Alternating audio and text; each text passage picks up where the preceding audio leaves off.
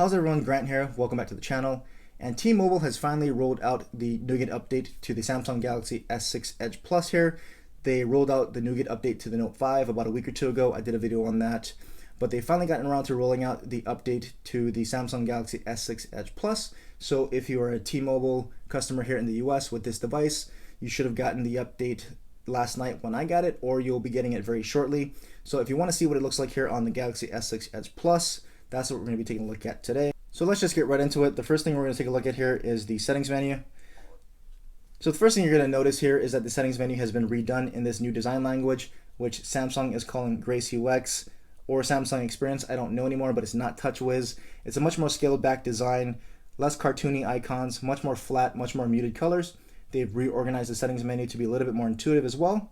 And if we go into About Device, you see we're running Android 7.0, and there is your Nougat Easter egg, and we're also running the March 1st, 2017 security patch.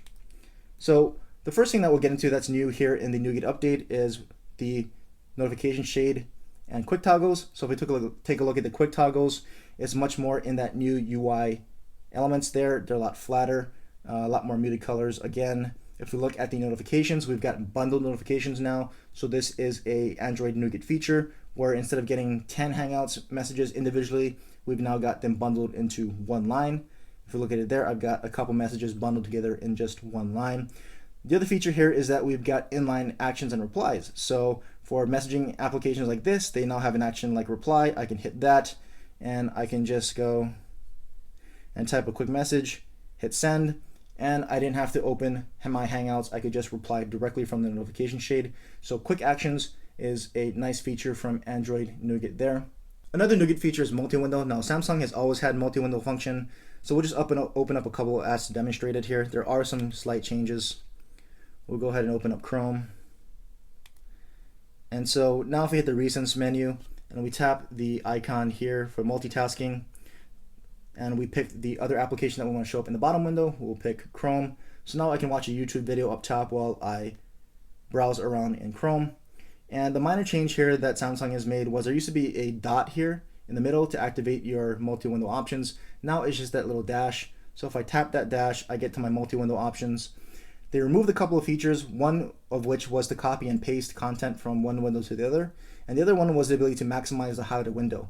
You can't do either of those things for some reason right now, but I can still switch the windows around by tapping that icon there.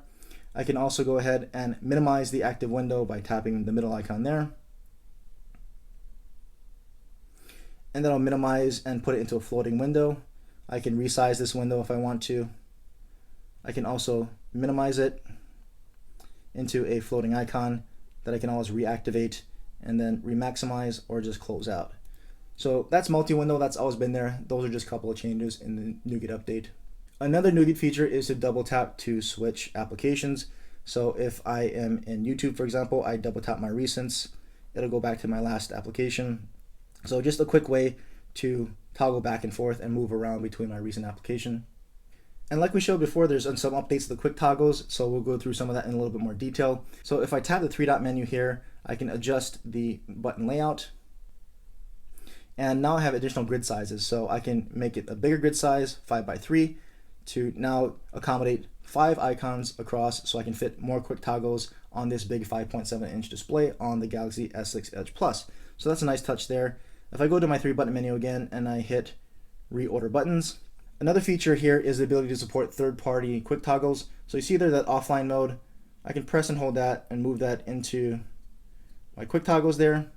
And that's basically a Spotify offline mode option. So now when I hit done, I can go ahead and tap on that and it'll put Spotify into offline mode. So third-party applications that want to support the quick toggles, they can do that right now from the applications that I have installed. It's just Spotify, but that's an example of third-party applications being able to have some quick toggles into your quick toggle setting here, so you don't have to actually go into the app to do everything.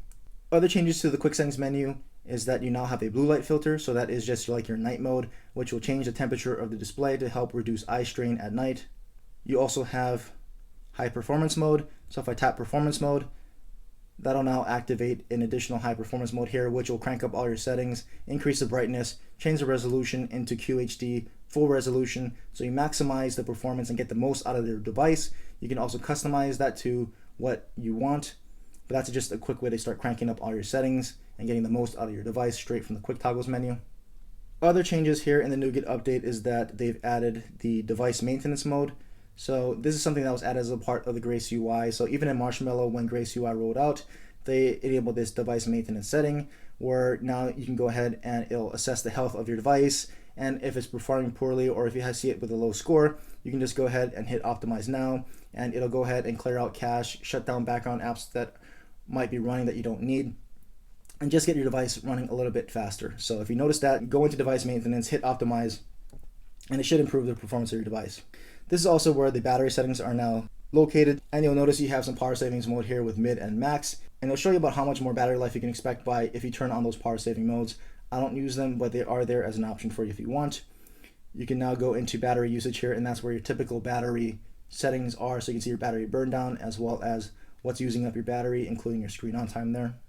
Also, what's changed here is we'll go back out and we'll move into display. So by default, when you install the update, it'll reset your resolution down to Full HD 1080p.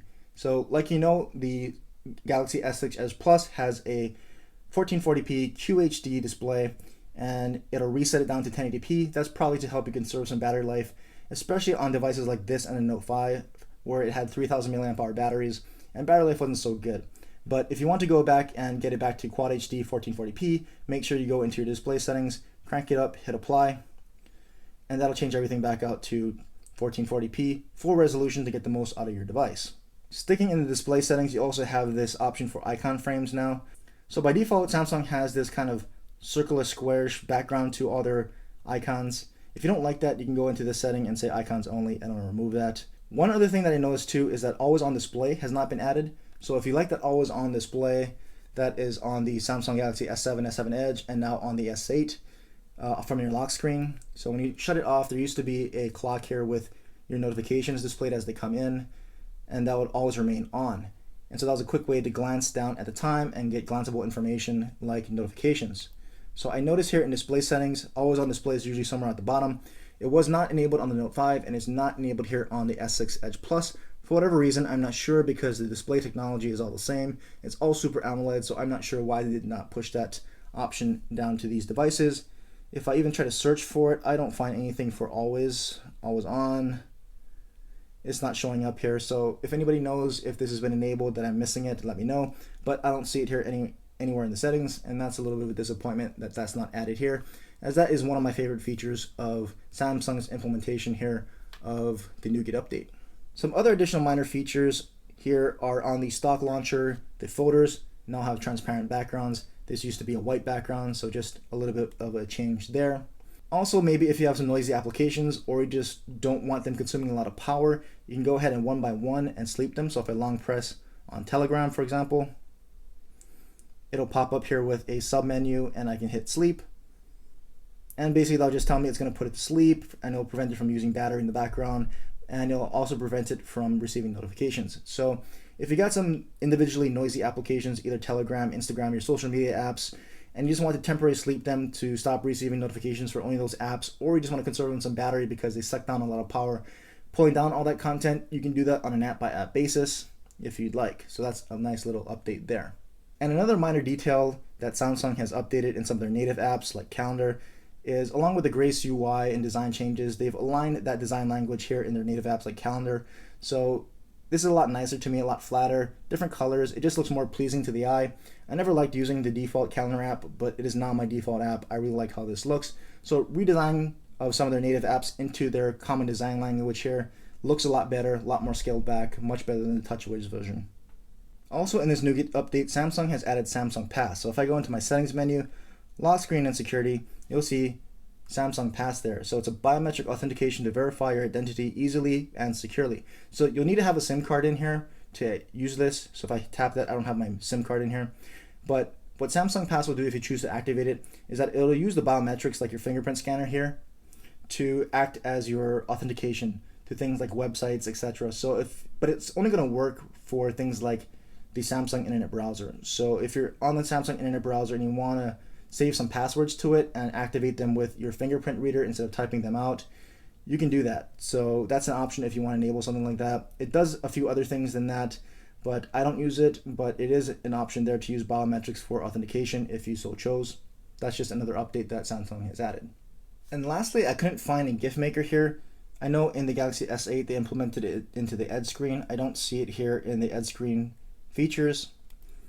There is a GIF maker in your video player. So if you go into the camera app, for example, and you recorded a video and I chose to play this, the video player activates and I have